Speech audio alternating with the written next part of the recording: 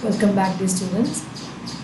Uh, to take up the Government of India Act of 1919, um, we should see that the Government of India Act of 1919, which is also called the Mondale-Kempsford Reforms, just like the Morley-Mittal Reforms. Here, Mondale was the Secretary of State for India, and Lord Kempsford was the Viceroy of India.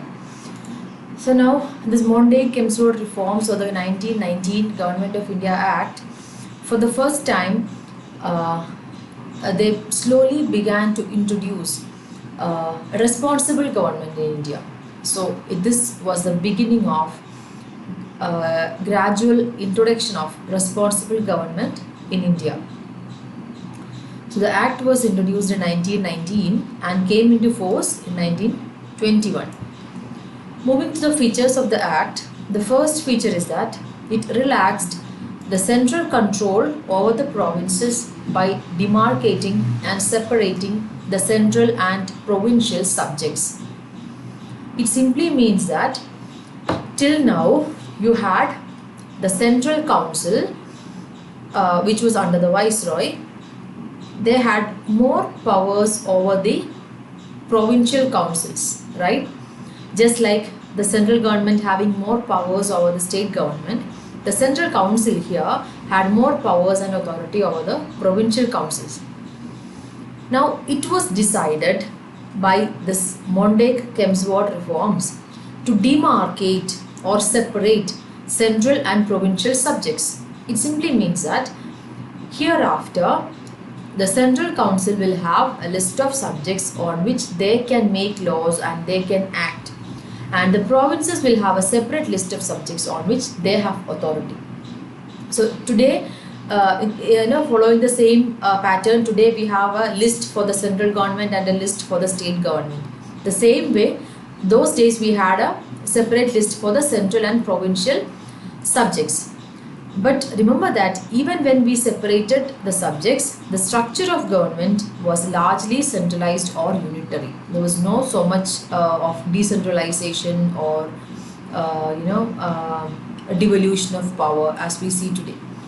The second feature of the act is that it further divided the provincial subjects into two parts. We saw that we made two sets of subjects, central subjects and the provincial subjects. And the provincial subjects were in turn divided into two, the transferred subjects and the reserved subject. Now, what are the transferred subjects? Transferred subjects were those subjects which were to be administered by the governor with the aid of ministers responsible to the legislative councils.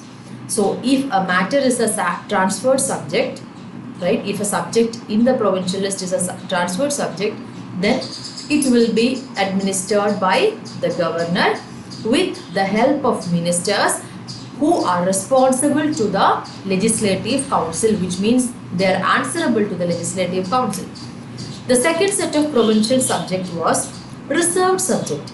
So as the term indicates, reserved subjects, they were to be administered by the governor with his executive council, and they are not responsible to the legislative council. So the main difference between the two subjects is their accountability to the legislative council. In case of transferred subject, a governor with the help of ministers who are responsible to the legislative council rule or administer the matter. In case of reserved subject, governor and the executive council have rights over the reserved subject but not responsible to the legislative council.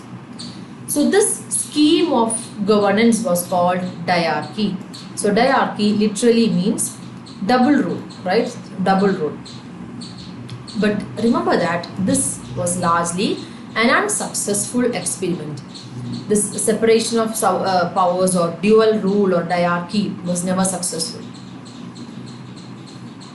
Third feature is it introduced for the first time bicameralism and direct elections in the country.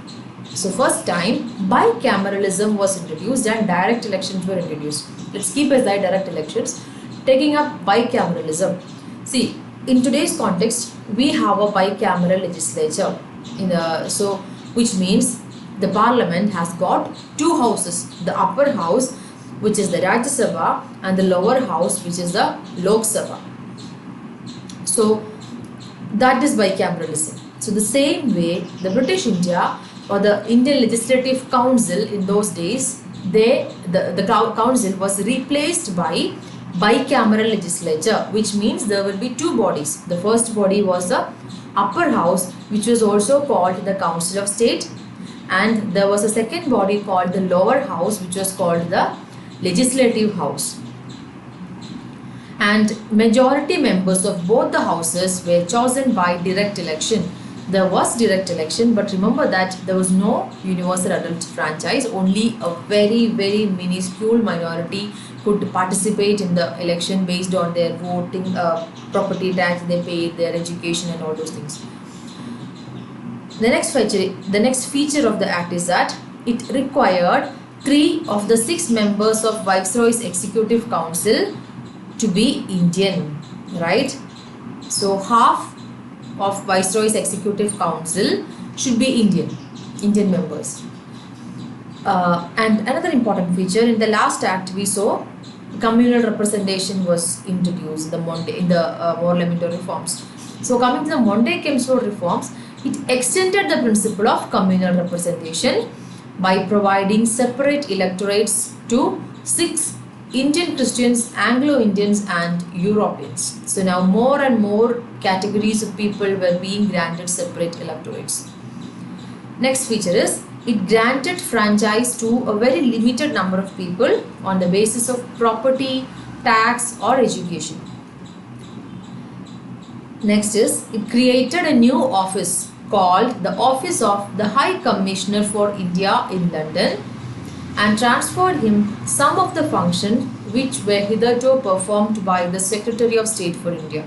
So whatever functions the Secretary of State for India had, a few of them were now transferred to the High Commissioner for India in London.